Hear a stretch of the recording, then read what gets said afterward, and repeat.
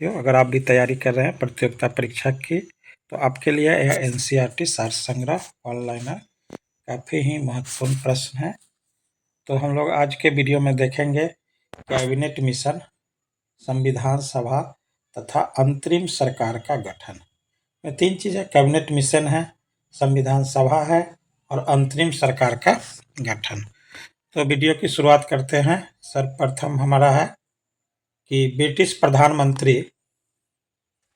British प्रधानमंत्री एटली labour party द्वारा भारतीय नेताओं से बातचीत के लिए किस संसदीय दल का गठन किया गया। ब्रिटिश प्रधानमंत्री एटली द्वारा भारतीय नेताओं से बातचीत करने के लिए किस संसदीय दल का गठन किया गया। तो बातचीत के लिए जो संसदीय दल था उसका नाम था कैबिनेट मिशन। ब्रिटिश प्रधानमंत्री एटली द्वारा भारतीय नेताओं से बातचीत करने के लिए जो संसदीय दल था उसका नाम था कैबिनेट मिशन। कैबिनेट मिशन का गठन किया। कैबिनेट मिशन कब भारत आया, यह बहुत ही इंपॉर्टेंट है। कैबिनेट मिशन कब भारत आया, तो कैबिनेट मिशन भारत आया है 24 मार्च 1946 को। कैबिनेट मिशन कब भारत आया, 24 मार्च 1946 को। तो कैबिनेट मिशन डेट्स के साथ याद रखेंगे, 24 मार्च 1946 को भारत आया था। अगर कैबिनेट मिशन की अध्यक्षता ब्रिटेन में भारत मंत्री लॉर्ड पैथिक लॉरेंस द्वारा की गई तथा इसमें शामिल दो अन्य सदस्य थे, स्टैफोर्ड क्रिप्स तथा एवी एलेक्जेंडर। तो कैबिनेट मिशन की अध्यक्षता ब्रिटेन में भारत मंत्री कौन थे, भारत मंत्री तो लॉर्ड पैथिक लॉरेंस, और इसमें शामिल दो सदस्य थे, स्टैफोर्ड क्रिप्स तथा एवी एलेक्जेंडर। कैबिनेट मिशन के भारत आगमन के समय कांग्रेस के अध्यक्ष कौन थे। कैबिनेट मिशन के भारत आगमन के समय कांग्रेस के अध्यक्ष कौन थे, तो कांग्रेस के अध्यक्ष उस समय थे मौलाना अबुल कलाम आज़ाद। मौलाना अबुल कलाम आज़ाद जो है कांग्रेस के अध्यक्ष थे। कैबिनेट मिशन जब भारत आया था उस समय कांग्रेस के अध्यक्ष थे मौलाना अबुल कलाम आज़ाद। आगे कैबिनेट मिशन के आगमन के समय भारत का वायसराय कौन था। कैबिनेट मिशन के आगमन के समय भारत का वायसराय कौन था, तो वायसराय थे लॉर्ड बैवेल। कैबिनेट मिशन जब भारत आया था उस समय भारत के वायसराय थे लॉर्ड बैवेल।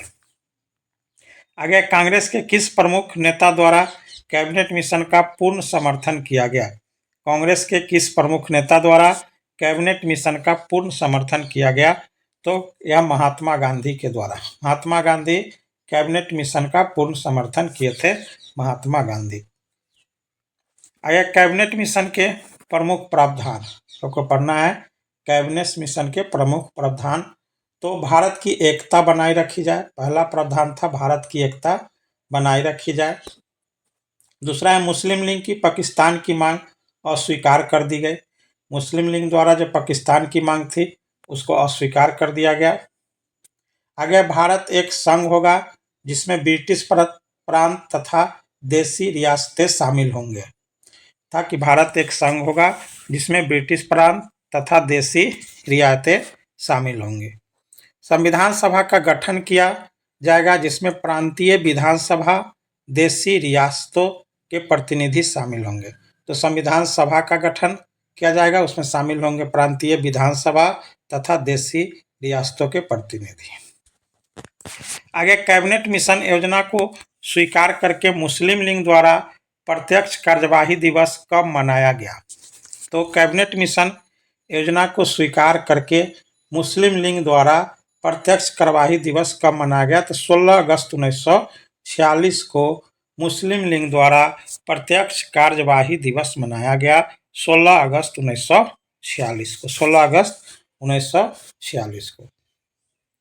आगे प्रत्यक्ष कार्यवाही दिवस के दौरान हुए हिंसक घटनाओं को शांत कराने के लिए गांधी जी कहाँ गए थे। तो प्रत्यक्ष कार्यवाही दिवस के दौरान हुए हिंसक घटनाओं को शांत कराने के लिए गांधी जी कहाँ गए थे, तो गांधी जी गए थे नोआखाली जो अभी वर्तमान में बांग्लादेश में है। नोआखाली में गांधी जी के विवेक एवं साहस को देखकर माउंटबेटन द्वारा उन्हें कौन सी उपाधि दी गई? तो नोआखाली में गांधी जी के विवेक और साहस को देखकर माउंटबेटन द्वारा कौन सी उपाधि दी गई? तो गांधी जी को उपाधि दी गई थी one man boundary force. One man boundary force की उपाधि जो है लॉर्ड माउंटबेटन के द्वारा गांधी जी को दिया गया था। वर्ष 1922 के कांग्रेस अधिवेशन में किसके द्वारा यह विचार प्रस्तुत किया गया कि भारतीय संविधान भारतीयों की इच्छा अनुसार ही होगी? वर्ष 1922 के कांग्रेस अधिवेशन में 1922 के कांग्रेस अधिवेशन में किसके द्वारा यह विचार प्रस्तुत किया गया कि भारतीय संविधान भारतीयों की इच्छा के अनुसार होगी? तो यह महात्मा गांधी के द्वारा 1922 के कांग्रेस अधिवेशन में यह कहा गया था कि भारतीय संविधान भारतीयों की इच्छा के अनुसार होगी, महात्मा गांधी के द्वारा। आगे है हम लोग को कि भारत संविधान सभा के गठन का प्रावधान किस मिशन के अंतर्गत किया गया था? संविधान सभा के गठन का प्रावधान किस मिशन के अंतर्गत किया गया था? तो कैबिनेट मिशन के संविधान सभा के गठन का प्रावधान किस मिशन के अंतर्गत किया गया था? कैबिनेट मिशन के अंतर्गत। आगे हम लोग को है अगला कि कैबिनेट मिशन योजना के अनुसार जुलाई 1946 में संविधान सभा के चुनाव हुए थे, जिनमें प्रांतों के लिए 296 सदस्यों के लिए ही ये चुनाव हुए। कांग्रेस के 208, मुस्लिम लीग के 73 तथा 15 अन्य दलों और स्वतंत्र उम्मीदवार निर्वाचित हुए। तो कैबिनेट मिशन योजना के अनुसार जुलाई 1946 में संविधान सभा के चुनाव हुए थे। तो जुलाई 1946 में संविधान सभा के चुनाव हुए थे, जिसमें प्रांतों के लिए 296 सदस्य के लिए चुनाव हुए थे, कुल 296 सदस्य, जिसमें कांग्रेस को कितना? कांग्रेस के 208, मुस्लिम लीग के 73 और 15 अन्य दलों को और स्वतंत्र उम्मीदवार निर्वाचित हुए थे। तो एक कैबिनेट मिशन योजना के अनुसार जो है जुलाई 1946 में संविधान सभा के लिए चुनाव हुए थे, जिसमें 208 सीट कांग्रेस को, मुस्लिम लीग को 73 सीटें। अगर संविधान सभा का पहला सत्र कब आयोजित किया गया? संविधान सभा का पहला सत्र कब आयोजित किया गया? 9 दिसंबर 1946 को। संविधान सभा का पहला सत्र कब आयोजित किया गया? तो 9 दिसंबर 1946 को संविधान सभा का पहला सत्र आयोजित किया गया, 9 दिसंबर 1946 को। 9 दिसंबर 1946 को संविधान सभा का किसे अस्थायी सदस्य चुना गया? तो 9 दिसंबर 1946 को संविधान सभा का किसे अस्थायी अध्यक्ष चुना गया? तो अस्थायी अध्यक्ष जो थे वो डॉक्टर सच्चिदानंद सिन्हा। डॉक्टर सच्चिदानंद सिन्हा को 9 दिसंबर 1946 को संविधान सभा का अस्थायी अध्यक्ष चुना गया था। आगे 11 दिसंबर 1946 को संविधान सभा की दूसरी बैठक में किसको अस्थायी अध्यक्ष चुना गया? तो अस्थायी अध्यक्ष चुना गया था राजेंद्र प्रसाद को। डॉक्टर राजेंद्र प्रसाद संविधान सभा के अस्थायी अध्यक्ष थे। आगे वायसराय बैवेल द्वारा किसे अंतरिम सरकार बनाने का निमंत्रण दिया गया? वायसराय बैवेल द्वारा किसे अंतरिम सरकार बनाने का निमंत्रण दिया गया? तो जवाहरलाल नेहरू को। जवाहरलाल नेहरू को अंतरिम सरकार बनाने का निमंत्रण दिया गया। जवाहरलाल नेहरू के नेतृत्व में अंतरिम सरकार का गठन कब किया गया? जवाहरलाल नेहरू के नेतृत्व में अंतरिम सरकार का गठन कब किया गया? तो अंतरिम सरकार का गठन 2 सितंबर 1946 को। 2 सितंबर 1946 को अंतरिम सरकार का गठन किया गया जवाहरलाल नेहरू के नेतृत्व में। आगे लियाकत अली सहित मुस्लिम लीग के 5 सदस्य कब अंतरिम सरकार में शामिल हुए? लियाकत अली सहित मुस्लिम लीग के 5 सदस्य कब अंतरिम सरकार में शामिल हुए? तो ये 5 सदस्य 26 अक्टूबर 1946 को 26 अक्टूबर 1946 को शामिल हुए थे। मुस्लिम लीग के 5 सदस्य अंतरिम सरकार में शामिल हुए थे, जिसमें लियाकत अली भी थे। अंतरिम सरकार का मंत्रिमंडल तो पंडित जवाहरलाल नेहरू कार्यकारी परिषद के उपाध्यक्ष थे। विदेश मामले तथा राष्ट्रमंडल के से संबंधित मामले को देखते थे।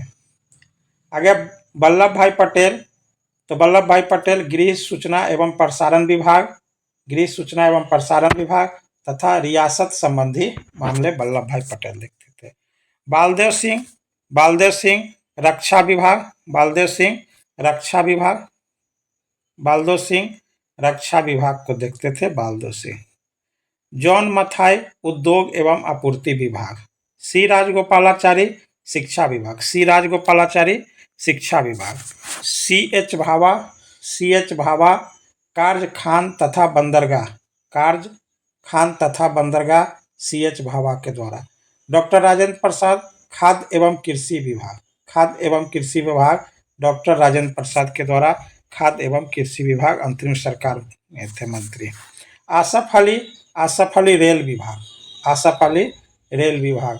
जगजीवन राम श्रम विभाग, जगजीवन राम श्रम विभाग, जगजीवन राम को श्रम विभाग। आगे है लियाकत अली खां वित्त विभाग, लियाकत अली खां को वित्त विभाग दिया गया था।